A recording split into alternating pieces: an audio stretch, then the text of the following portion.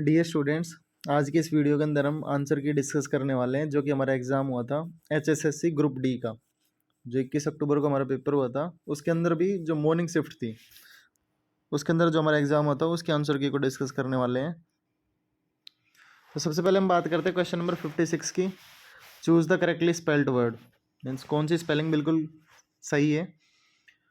First option is humorous, HUMORUS, ये बिल्कुल गलत है। सेकंड HUMOROUS, ये बिल्कुल सही है हमारी spelling. So answer of 56 question will be second option. If we talk about the question number 57, choose the alternative which best expresses the given sentence in passive voice. इन जो सेंटेंस दिया हुआ है उसको आपको पैसिव वॉइस के अंदर change करना है। The accountant took the cheque from the customer. तो सबसे पहले आपको क्या करना है, टेंस को आइडेंटिफाई करना है। टेंस को आइडेंटिफाई कैसे करेंगे, द अकाउंटेंट सब्जेक्ट, टुक हमारी वर्ब की सेकंड फॉर्म है, उसके बाद द चेक के हमारा ऑब्जेक्ट है। तो पैसिव वॉइस के अंदर कैसे चेंज करना है, द चेक को सब्जेक्ट के रूप में यूज़ करना है। तो सबसे पहले आपको ऐसे ऑप्शंस ढूंढने हैं जिसमें द चेक सब्जेक्टिव केस में दिया हुआ है। फर्स्ट में दिया हुआ है, सेकंड में दिया हुआ है, थर्ड में नहीं दिया हुआ। तो थर्ड को तो हम पहले ही डिलीट कर देंगे, फोर्थ के अंदर दिया हुआ है। बात करते हैं पास्ट इंडेफिनिट टेंस के अंदर है। तो पास्ट इंडेफिनिट टेंस के अंदर हमारी पैसिव वॉइस के अंदर कौन सी हेल्पिंग वर्ब होती है, वॉज और वर। तो फर्स्ट, सेकंड और फोर्थ ऑप्शन के अंदर ऐसा कौन सा ऑप्शन है जिसके अंदर वॉज और वर हेल्पिंग वर्ब है? सिर्फ इकलौता सेकंड ऑप्शन है जिसके अंदर हमारी वॉज हेल्पिंग वर्ब दी हुई है। So answer of question number 57 will be second option. Now if we talk about question number 58, in the following question the first and the last part of the sentence are numbered S1 and S6। Means एक sentence के अंदर जो S1 है वो तो हमारा starting का part है और S6 वो हमारा लास्ट का पार्ट है। इन दोनों पार्ट के अंदर आपको कुछ नहीं करना, ये फिक्स है।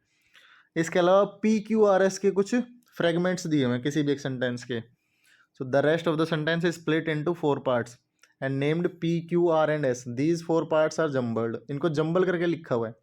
Rearrange them in correct order. तो आपको क्या करना है, इनको बिल्कुल करेक्ट सीक्वेंस के साथ यूज करते हुए एक मीनिंगफुल सेंटेंस बनाना है।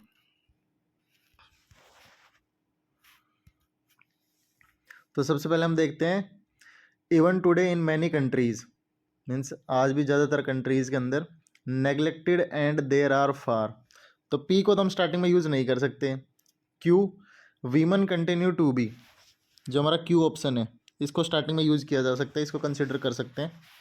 Who have had the benefit, हमने किसी इंसान के बारे में तो बात की ही नहीं है, तो हु रिलेटिव क्लोज के अंदर यूज़ किया जाता है जिसको हम स्टार्टिंग में यूज़ नहीं करेंगे। पी ऑप्शन को भी स्टार्टिंग में यूज़ नहीं करेंगे। क्यू को यूज़ कर सकते हैं। आर की बात करें, आर को भी नहीं कर सकते। एस की बात करें, even today in many countries fewer women than men, तो इसका कंपैरिजन किया गया जो कि स्टार्टिंग में नहीं किया जा सकता। तो सबसे पहले हमें किस ऑप्शन को यूज़ करना है, जो हमारा क्यू ऑप्शन है, जो क्यू फ्रेगमेंट है, इसको हम स्टार्टिंग में यूज़ करेंगे। तो ऐसा कौन सा ऑप्शन है जिसमें क्यू को स्टार्टिंग में यूज़ किया गया है? Second option. So second option will be the correct answer of question number 58। So question number 56 B, question number 57 B, question number 58 B. Students, अब हम बात करते हैं क्वेश्चन नंबर 59 की। Shakti said to his friend look out there is a snake behind you. तो इसके अंदर आपको क्या करना है, इनडायरेक्ट स्पीच के अंदर चेंज करना है। तो इनडायरेक्ट स्पीच के अंदर चेंज करने से पहले हमें क्या करना होगा, रिपोर्टिंग वर्ब और रिपोर्टेड स्पीच को आइडेंटिफाई करना होगा। ये हमारी रिपोर्टिंग वर्ब है और इन्वर्टेड कॉमा के अंदर हमारी रिपोर्टेड स्पीच है। तो सबसे पहले रिपोर्टिंग वर्ब का टेंस कौन सा है, शक्ति सेड, सब्जेक्ट के बाद सेकंड फॉर्म ऑफ वर्ब दी हुई है। सो पास्ट इंडेफिनिट टेंस है, तो इसका मतलब क्या है, जो हमारी रिपोर्टेड स्पीच है इसका टेंस हमें चेंज करना है। कौन सा टेंस दिया हुआ है, there is a snake behind you.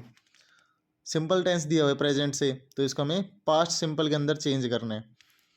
जो हमारी मेन वर्ब दी हुई है इज प्रेजेंट से, तो इसको हमें पास्ट में चेंज करना है, किसके अंदर, वॉज और वर के अंदर। तो आपको ऐसे ऑप्शन देखने हैं जिनके अंदर वॉज और वर दी हुई है मेन वर्ब। तो फर्स्ट ऑप्शन में नहीं है, सेकंड ऑप्शन के अंदर वॉज और वर हेल्पिंग वर्ब नहीं है और मेन वर्ब, थर्ड ऑप्शन के अंदर नहीं है, फोर्थ ऑप्शन के अंदर Shakti warned his friend that there was a snake behind him. So fourth one will be the correct answer of question number 59.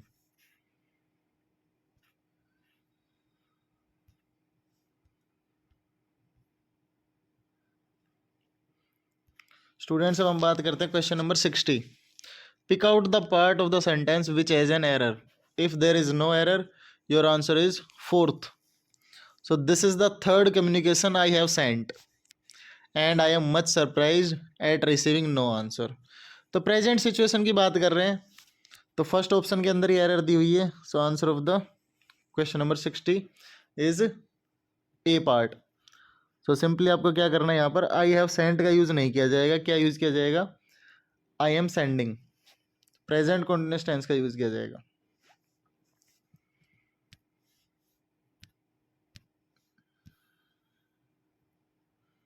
So answer of question number 60 is A. Now question number 61.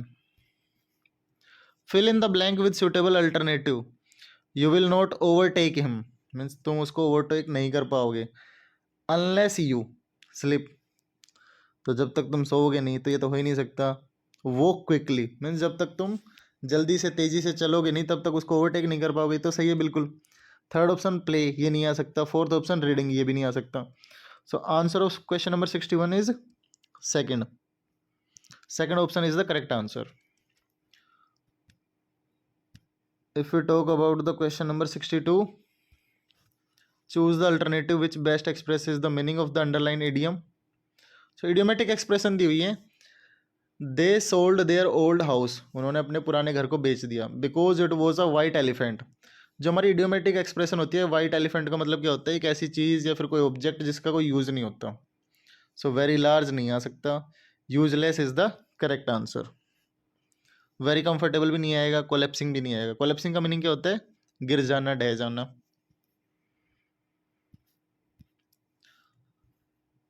अब बात करते हैं question number 63 की. Find out the antonym of frequent. Frequent का मतलब क्या होता है? कोई चीज़ बार बार रिपीट होती है.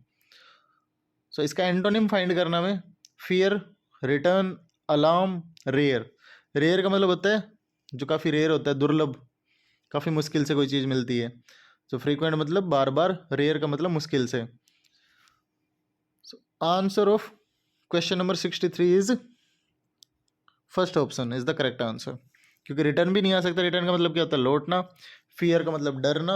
अलार्म का मतलब चेतावनी या फिर. स्टूडेंट्स अब हम बात करते हैं क्वेश्चन नंबर 64 की. Find out the synonym of the underline word in the following sentence. To travel hopefully is a better thing than to arrive and the true success is to labour. तो hopefully का synonym बताना है. Rationally क्या होता है? सही और गलत का फैसला करना. पॉजिटिवली मीन्स पॉजिटिविटी के साथ. होपफुली मीन्स उम्मीद के साथ, पॉजिटिविटी के साथ. नेग्लिजेंस किसी को अवॉइड करना. केयरलेसली लापरवाही से.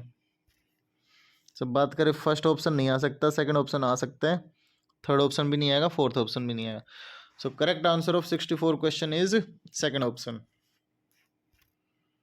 अब हम बात करते हैं हमारे सबसे लास्ट क्वेश्चन की. That is question number 65.